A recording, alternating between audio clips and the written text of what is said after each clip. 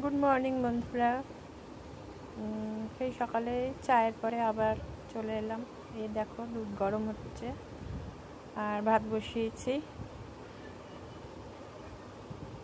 আজকে রান্না নেই সেভাবে, একটু মুগের ডাল দেখো বসিয়েছি। গুড ইভিনিং বন্ধুরা, আবার চলে এসেছি। সেই সকালের পরে তোমাদের সঙ্গে এই একবার দেখা হয়েছিল যখন আমি রান্না করবো, তারপর আর দেখা হয়নি, সময় পাইনি আসার। আর রান্না আজকে সেরকম কিছু ছিল না, সেটাও ওই জন্য দেখালাম না। কালকে তো জানোই তোমরা, রবিবার ছিল, পাঁঠার মাংস, গুলের মাছ, চাটনি সবই হয়েছিল, সেগুলো দেখেছিলাম তোমাদের। তো আমার হাজব্যান্ড রাতে খায়নি বলে সমস্তই থেকে গেছিল, একটু এমনিতে বেশি রান্না করেছিল, তো সেই জন্য যা ছিল আজকে দুপুরবেলা সব হয়ে গেছে। শুধু আজকে মুগের ডাল আর বড়ি ভাজা করেছিলাম, মুগের ডালটা বসিয়েছিলাম তখন তোমাদের তো দেখালাম। তো এই দিয়ে দুপুরবেলা হয়ে গেছে। এবার রাত্রেবেলা ওর হাজব্যান্ডের জন্য মাংস খানিকটা গুলে মাছ রেখে দিয়েছি, ও রাত্রেবেলা ওটা দিয়ে খেয়ে নেবে। আর আমরা মুগের ডালের সঙ্গে একটু আলু ভাজা, পাঁপড় ভাজা করে নেবো। সেই দিয়ে আমি আর মেয়ে আর পুচকে তো বাড়ি চলে যাবে। মোটামুটি মেয়ে আর আমি দুজনেই খেয়ে নেবো, এই হলো ব্যাপার। আর রাত্রেবেলা আজকে আর কোথাও যাবারও নেই, ব্যাস বাড়িতে এটুকু।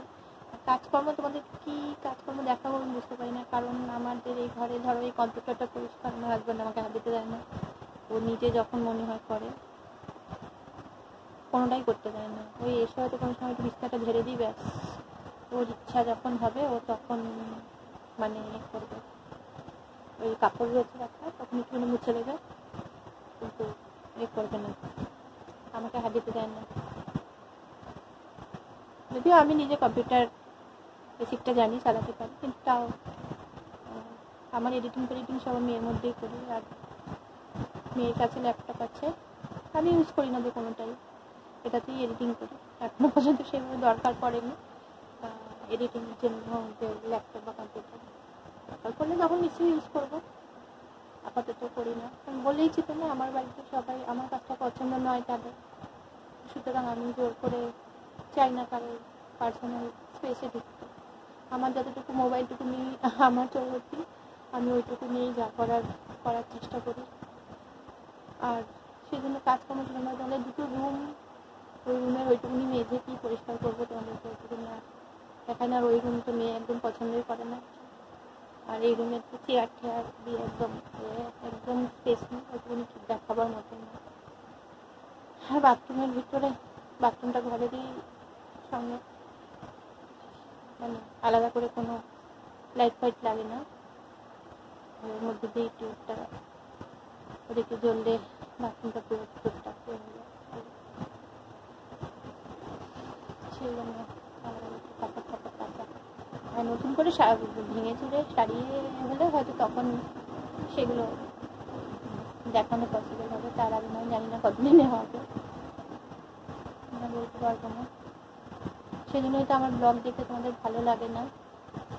তবুও বলবো, যারা দেখছো প্লিজ দেখে চলে যেও না, চ্যানেলটা পারলে সাবস্ক্রাইব করে দিও। আর আমাকে বলো যে কারোর যে কেউ করছো তাকেও সাবস্ক্রাইব করতে হবে, সেটা তোমাদের ইচ্ছা, আমি কাউকে বলবো না। কারণ আমি নতুন, এখানকার গাইডলাইন সম্পর্কে আমি একদমই ঠিক মতন জানি না, কী বলতে কী বলে ফেলবো। তখন আমরা তো দেখলাম MS ফ্যামিলি চ্যানেলের কত বড় চ্যানেলটার কী অবস্থা হয়েছিল। সেজন্য আমি রিকোয়েস্টও করতে পারি, আমার চ্যানেলে এসে যদি কেউ দেখো প্লিজ পারলে সাবস্ক্রাইব করো, আর কিছু না। আজকে মোটামুটি ব্লগটা আমি এখানেই শেষ করছি, ছোট্ট ব্লগ। জানি না আগামীকাল ব্লগ দিতে পারবো কিনা। ভালো থেকো সবাই, ততক্ষণ পর্যন্ত টাটা, গুড নাইট।